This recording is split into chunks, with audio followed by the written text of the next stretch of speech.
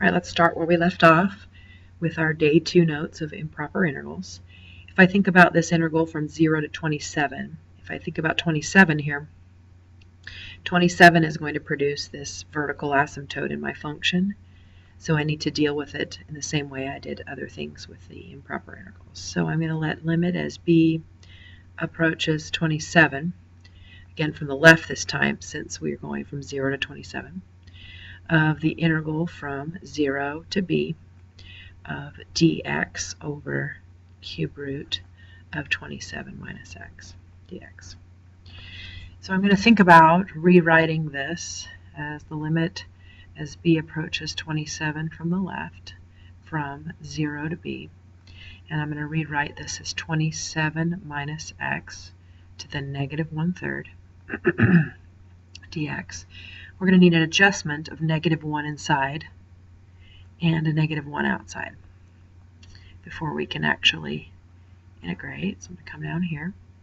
So that equals the limit as b approaches 27 from the left of negative the integral from 0 to b of negative 27 minus x to the negative 1/3. So I'm going to go ahead and integrate now.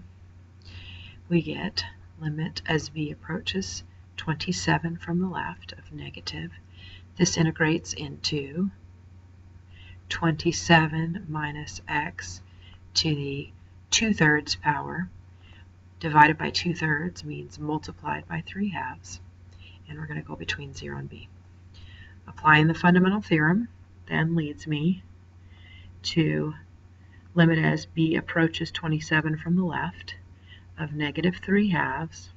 And let's replace b in there. I have 27 minus b to the 2/3 minus 27 minus 0 to the 2/3. Let's think about what's going to happen as we try to plug in 27 here. And 27 subtract 27 allows me to get 0 out of this piece. And so now our limit is going to end up being negative 3/2 times negative 27 to the 2/3. I could simplify this if I wanted to. However, this tells me that I have a numeric finite answer, meaning that we converge. And so if I did want to go about simplifying this, I would think about how 27 cube rooted is 3 and squared is 9. So this is negative 9. And so I end up with positive 27 over 2 that it converges to. Again, this would be enough to tell me we converge and enough on a free response. Next one. All right. If we think about this one, 0 and 3 are fine, but if x equals 1, we have a problem. So we're going to have a couple of integrals here. We're going to have one that goes from 0 to 1 and one that goes from 1 to 3. So let's go.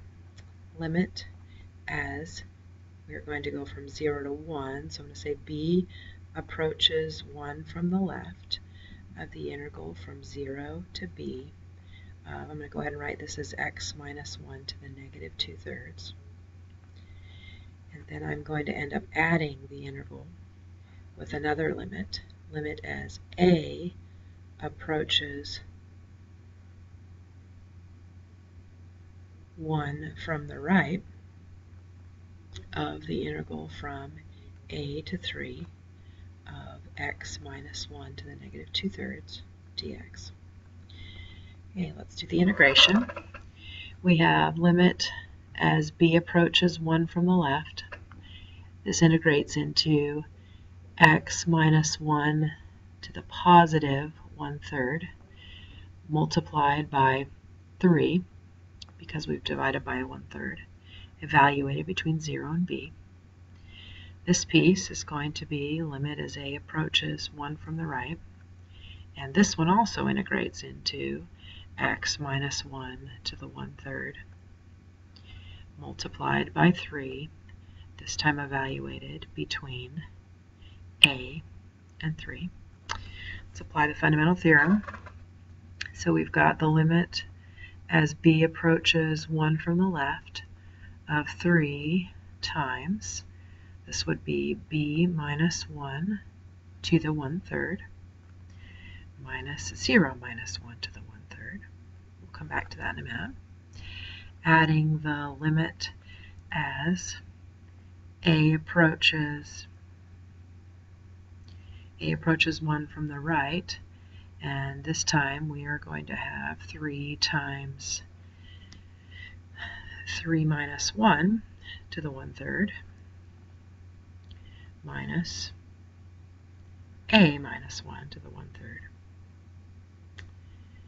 Okay, now let's deal with these limit issues. If I plug in 1 for b, this takes care of this and makes it a 0. And if I think about 0 minus 1 is -1, cube rooted is still -1. So this ends up being 3 times +1. This piece is 3.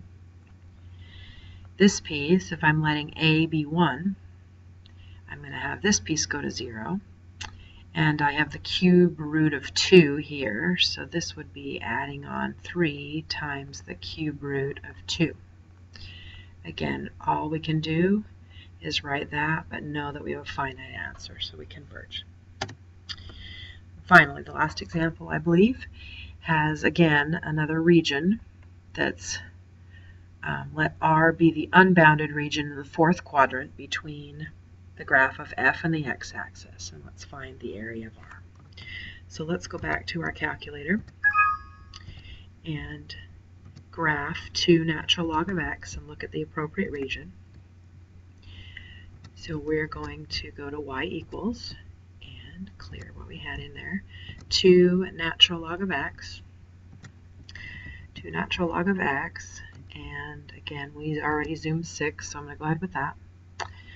And it says, and let R be the unbounded region in the 4th quadrant. Hold on just a minute, I do not see an unbounded region in the 4th quadrant here. Oh, I'm sorry, I do. So again, the unbounded region would be between here and, let's zoom in a little bit.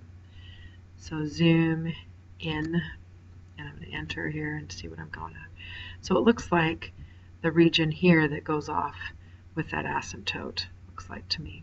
So I'm going to make my window be an x min of 0 and an x max of 1.5, and let's go from -10 on the y min until 0 on the y max. Excuse me, 0. And so I graph that. And so we see here that we're going to have this unbounded region that actually crosses over at 1. Okay, so let's see if we can sketch what we're talking about. We would have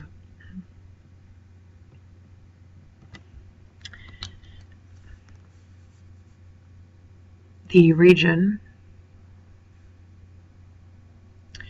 that crosses over here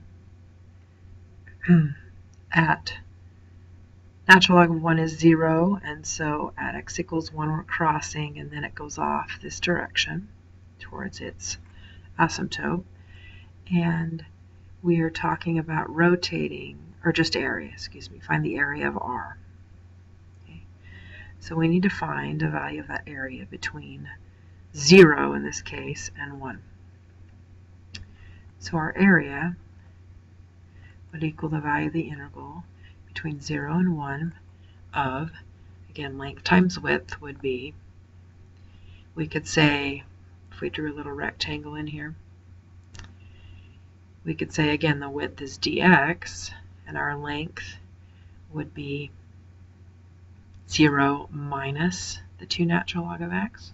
So I'm going to call it -2 natural log of x. So then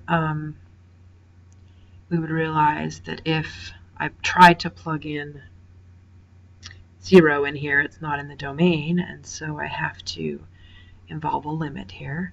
Limit as a approaches 0 from the right. of the integral from a to 1 of -2 natural log of x dx. And at this stage of our development, we do not know how to integrate natural log of x. So I'm going to go ahead back to my calculator and say that we wanted, let's quit out of here and do our math 9. If we're approaching 0 from the right of -2 natural log of x, and again, your screen will be better with the updated software. I have to put it in a little bit differently. If we're going 0 from the right, I'm going to put in something really close to 0 from the right. And then we went until 1, didn't we? And let's see what it gives us. See if there's some sort of limit there. If I added more zeros in here, I would assume that it was getting towards 2. And so I would feel comfortable in saying that the value of the area of that region would be 2. If you want to add some more zeros in here, and see if we get closer to 2, that would be great, and we do. We get, well, within some reason there's some error, but I would feel comfortable in saying that that's definitely not going more than 2. So I would say that the value of that area is 2.